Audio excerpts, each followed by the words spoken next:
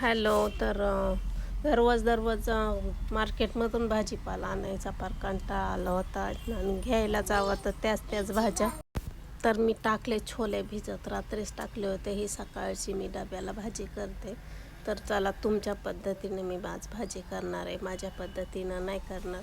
तर पहिल्यांदा मी मसाले घेतलेत. आता हे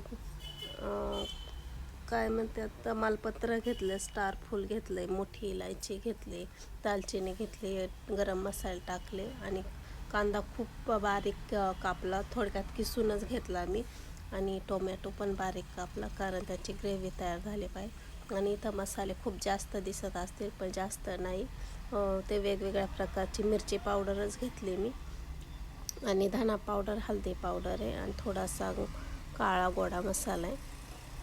तर ते मसाले मिक्स केले आणि छानपैकी आधी ते आपलं छोले उकडून घेतलेत ना, त्याचं पाणी टाकून छानपैकी मसाला तयार करून घ्यायचा आहे. तर छानपैकी असा भाजून घेतला आहे पहिल्यांदा, पाणी टाकून तेल सुटेपर्यंत छान असा मिक्स करून घ्यायचा आहे. तर मी घेतला आणि पहिल्यांदाच मी कांदा खूप बारीक कापला होता. आता किती घातले तर आपण किती क्वांटिटीत भाजी करायची त्या मापाने मी एक कांदा आणि एक टोमॅटो घेतलेला. तर 2 माणसांपुरती भाजी करायची, तर ठीक आहे, एवढी भरपूर होईल.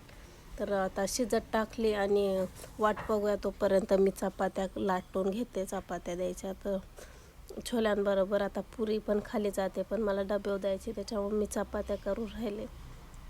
चला मी चपात्या करून घेते फटाफट, आणि मग छोले भाजी आपण बघूया कशी झाली ती.